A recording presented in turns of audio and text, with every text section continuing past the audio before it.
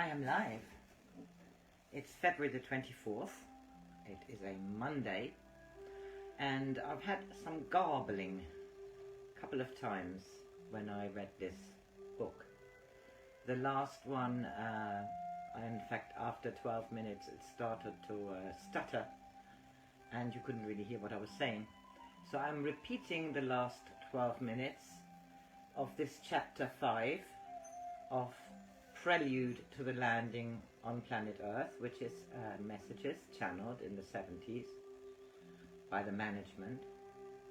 And we are now forming the group who is to travel through the Middle East. Encounters with the opposition, fingers crossed that it's not going to garble. Our interest is largely in economy of effort.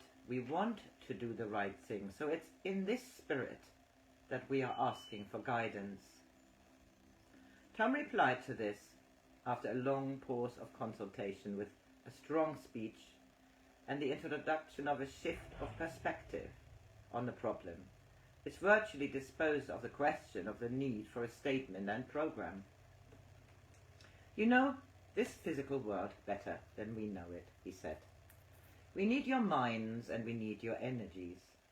We suggest that you know better than we in which direction you are to go. If we feel that anything you are doing will jeopardize the program, you will be made aware of that. We cannot lay out a complete formula for you and a direction. There are things that we try to help you with, and there are things that we can try to institute.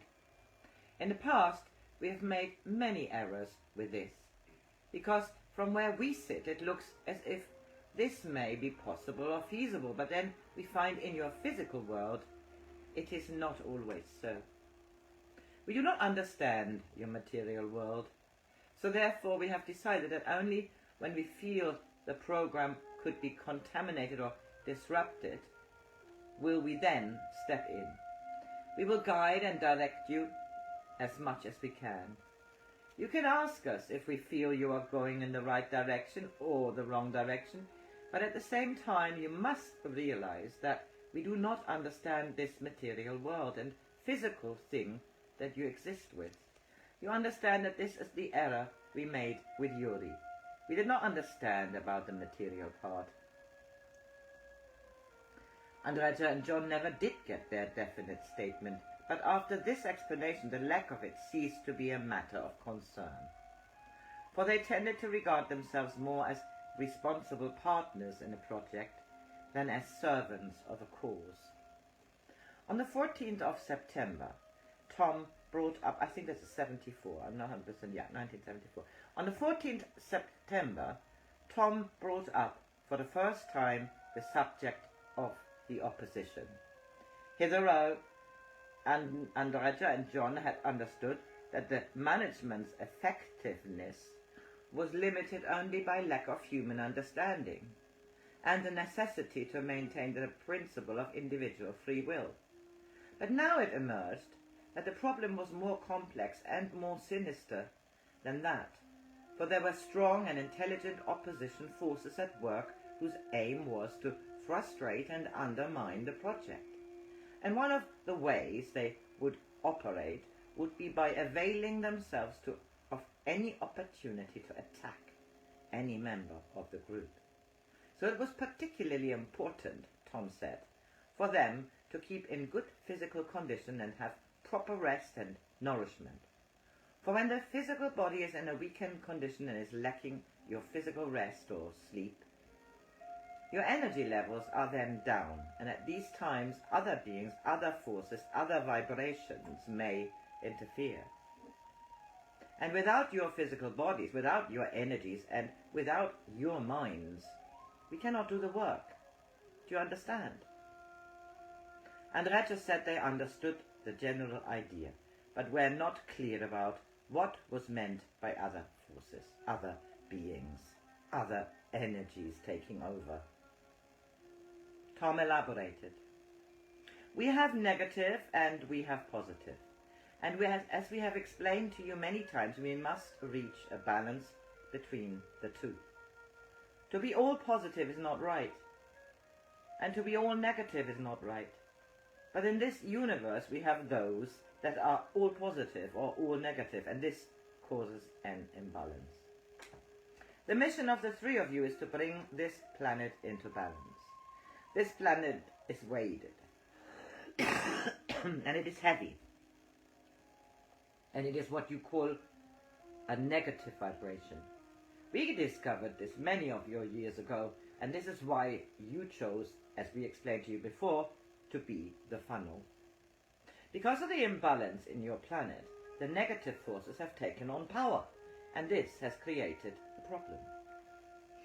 Furthermore, Tom went on to explain, the forces of the opposition were going to be particularly active and dangerous, and until we pass the 22nd of your month of October, our project will not be removed from danger. It was imperative that the three should remain together for the next month until the crisis period was over. The 9 would give all the protection they could, but Tom said there are technical problems at this time and there will be difficulties. The powers of the opposition should not be underestimated.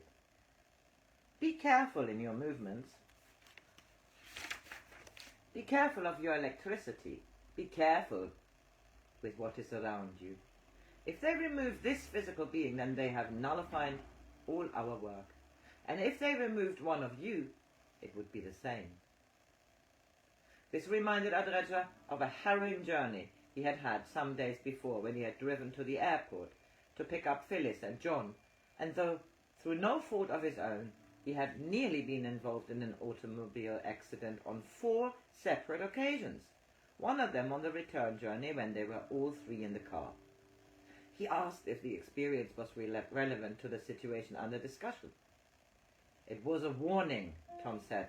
This is going to be a very difficult time, for us and for you. Part of the problem is the earthly imbalances of the 3 of you. We are sorry that we must bring these things to your attention, but we are at a critical time. When one of you becomes out of balance, then the negative feeds on your energies. They deplete and take it from you. Tom now proceeded to point out the characteristic faults of each of them, which rendered them particularly vulnerable.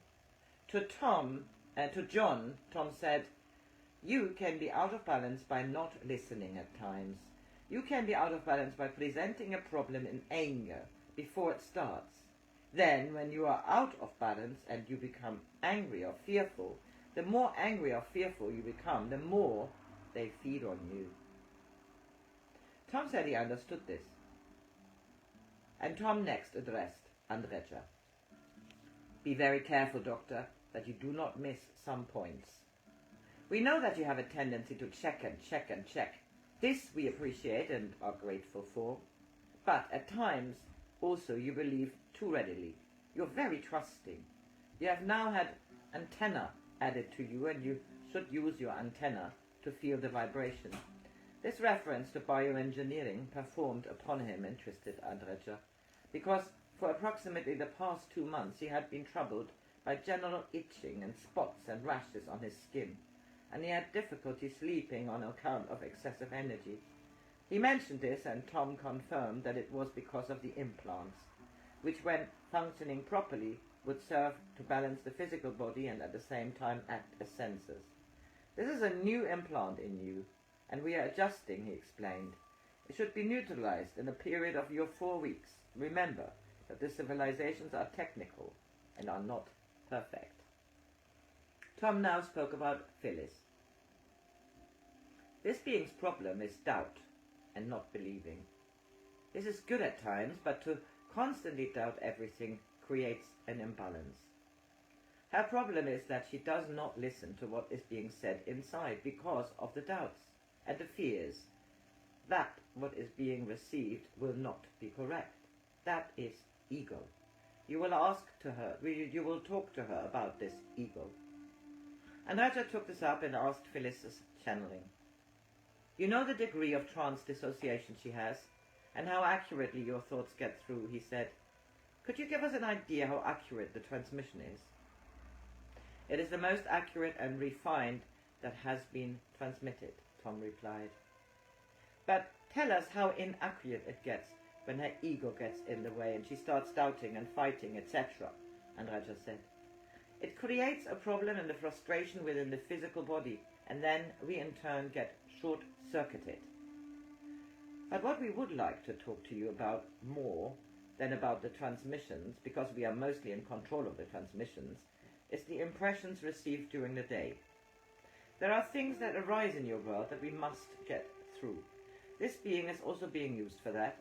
She refuses to bring to attention some of the things that she feels, because she fears there will be an error, and then her ego would be bruised, or that she would interpret it wrong. The ego must be removed. Andrija suggested that a way of dealing with this problem would be to have Phyllis keep notes of her impressions, and then check them against future events. To discover correspondences between her impressions and the events would give her confidence. John contributed the suggestion that Phyllis should find more time to listen to the tapes of the communications, for she had in fact heard very few of them. Both suggestions might help to an extent, Tom said, but neither would solve the main problem, which was that Phyllis could not always correctly analyze her impressions. John and Andrija could help by discussing them with her, for energy then would generate so that it can become clarified. What they had to understand was that Phyllis's difficulty was not wanting to talk for fear of error, and then the ego being hurt.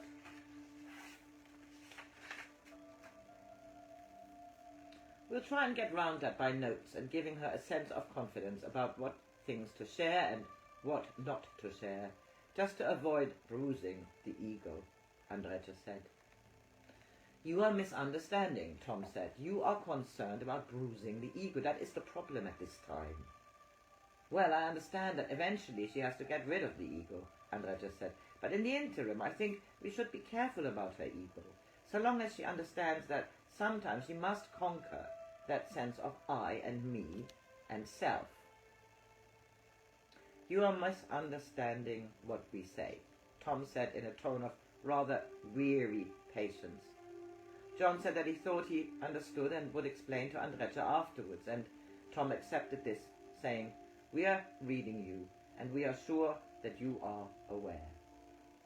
John took the opportunity to put in a question about the bioengineering that had been carried out on himself, but Tom asked him if this was something he really needed to know at the moment, because if not, there were more cosmic things to talk about. John said in that case they should certainly defer answering his personal questions, and Tom went on. As you know, our project is at a critical time.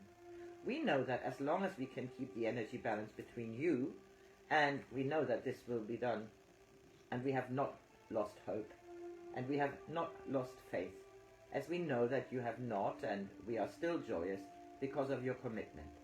But as you become more aware of what is transpiring, there are also those who will tempt you, create problems for you, cause danger for you, in order for you to give up the project.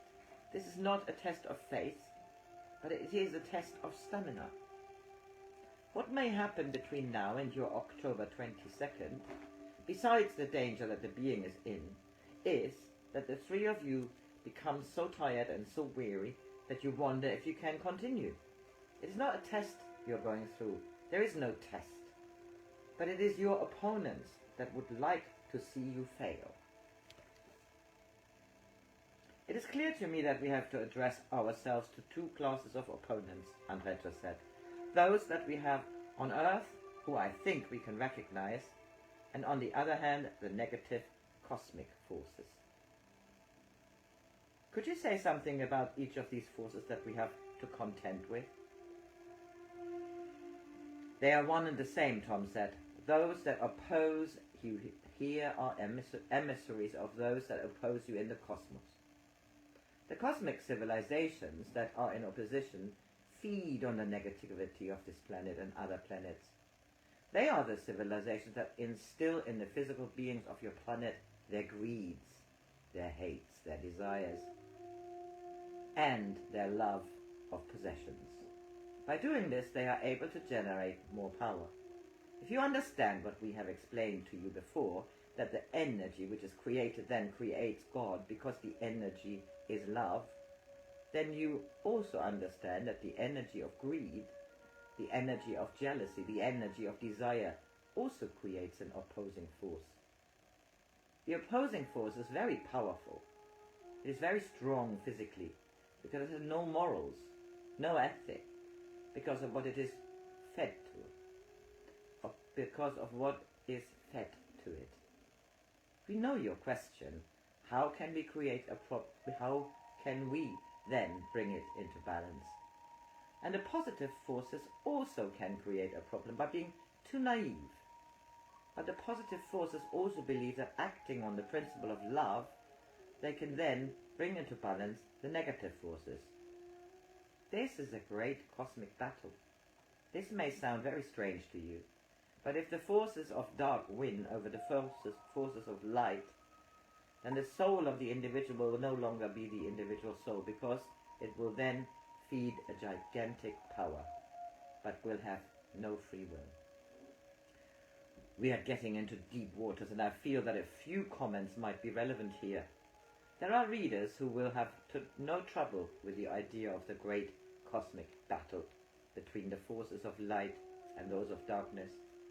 And there are others for whom it will be all too reminiscent of a Jehovah's Witness doorstep sermon. Again, some will find the idea of reincarnation easily acceptable, while others will regard it as baseless superstition or wishful thinking. And probably a majority of readers will find the idea of the existence of pure light beings endowed with the intelligence, wisdom and insight, and of an intelligent and cunning opposition difficult to entertain. It may be pertinent, therefore, to draw the reader's attention to a few facts and arguments that may dispose him to regard these concepts of the cosmic battle, reincarnation and the existence of discarnate intelligences of both benevolent and malevolent disposition in a very new light, and to see some relation between them. The key concept which helps elucidate and interrelate not only the three ideas mentioned above, but also a great deal else in the communications, is that thought is a field phenomenon.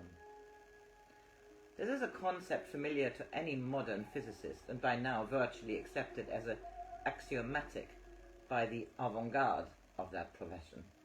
But it has not yet been very widely publicized or understood in our culture. I know of only one book written for the general reader in which the implications of the idea have been explored at all thoroughly. Edward W. Russell's Design for Destiny. The terms L fields, fields of life, and T fields, fields of thought, used in the following paragraphs are Russell's coinage, though his book is inspired by the work of Professor Harold Saxton Burr of Yale University, whose own book, The Fields of Life, Our Links with the Universe, is also recommended to the reader, who is finding the credibility difficulties of the present material insuperable. Any schoolboy who has played about with a magnet and iron filings is familiar with the phenomenon of an electromagnetic field. A field in the scientific sense may be defined as an invisible and intangible force which has the property of being able to organize matter. A fundamental principle of modern science is that everything, from cells, seeds and atoms, to suns and astronomical black holes and white dwarfs, possesses field properties, electromagnetic or gravitational. Another fundamental principle is that it is not substance, but organization that is the basis of reality.